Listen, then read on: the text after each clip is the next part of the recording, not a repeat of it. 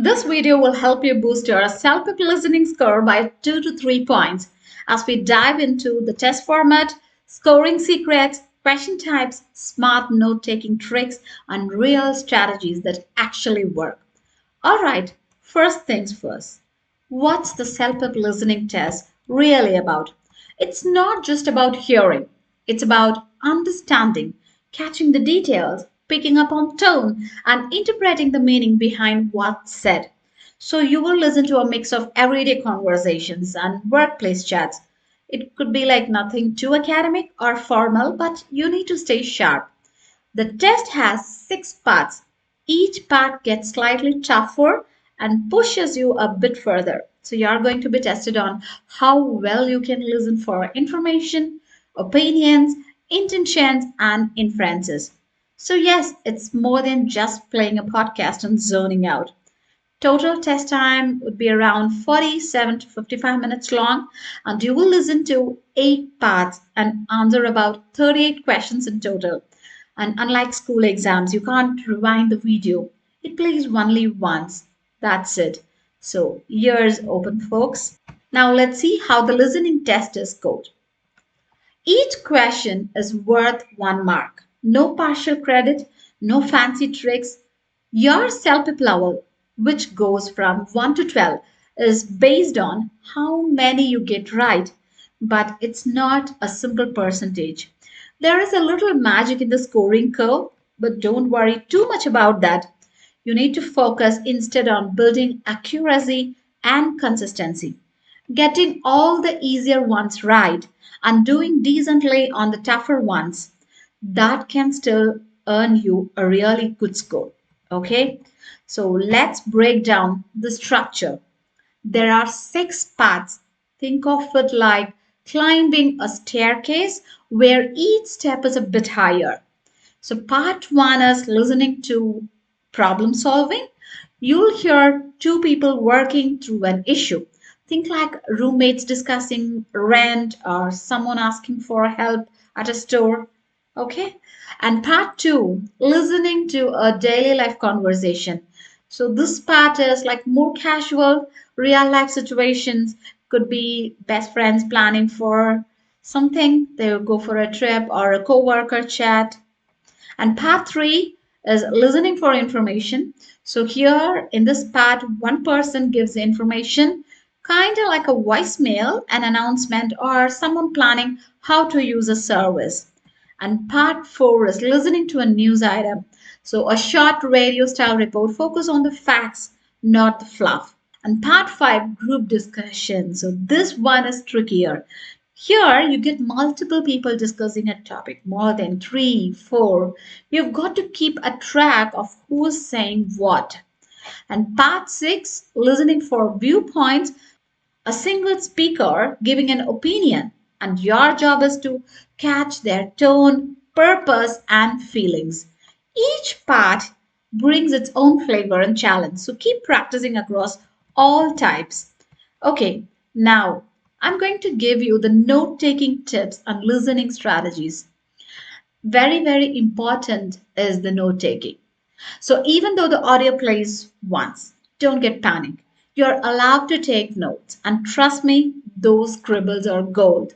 Here is how to do it like a pro. So don't write everything. That's not realistic too, isn't it? Focus on who, what, where, when, and why. So please grab a notepad and a pen and try to take a note of all these things, because if you practice this way, then it would be a golden opportunity for you to crack the self-help listening. Use short forms or symbols, like you can put the arrow mark up, down, or east, west for direction, or you can use the short forms like example neg for negative opinion. I'm just giving you an example, okay?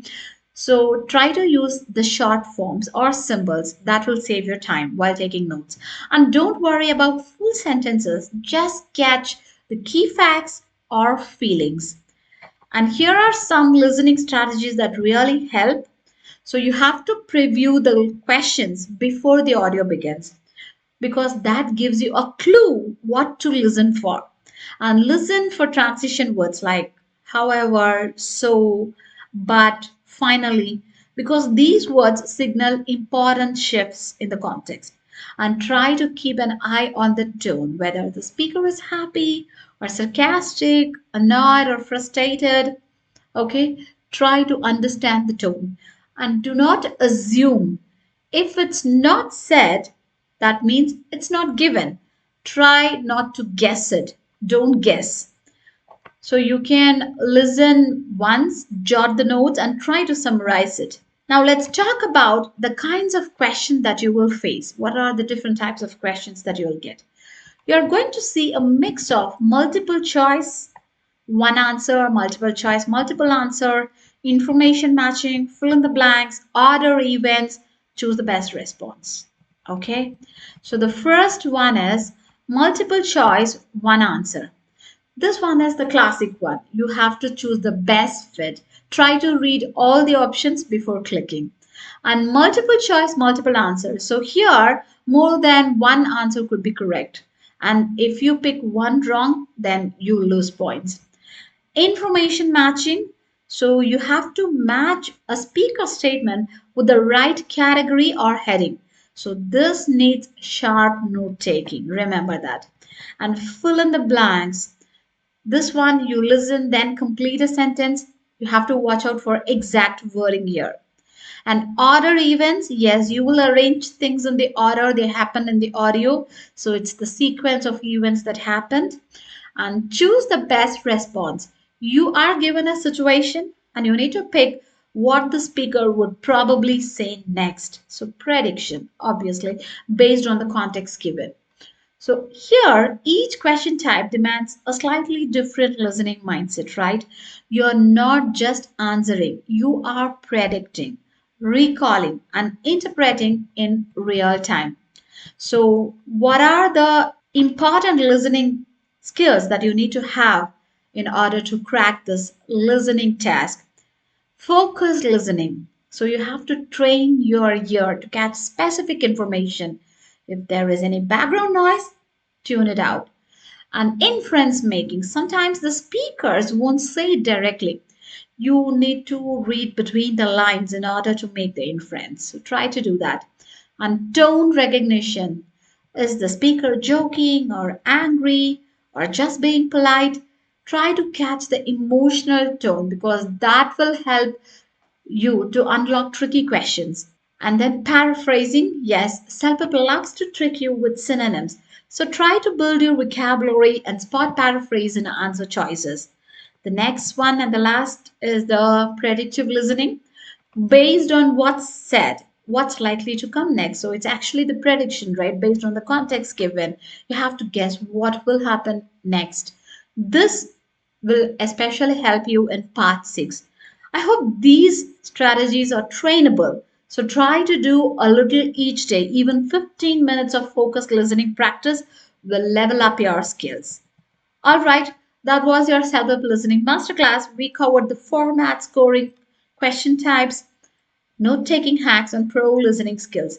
If you found this helpful, hit the like button, share it with your study buddy, and drop a comment if you want me to break down one of the 6 parts in detail in another video.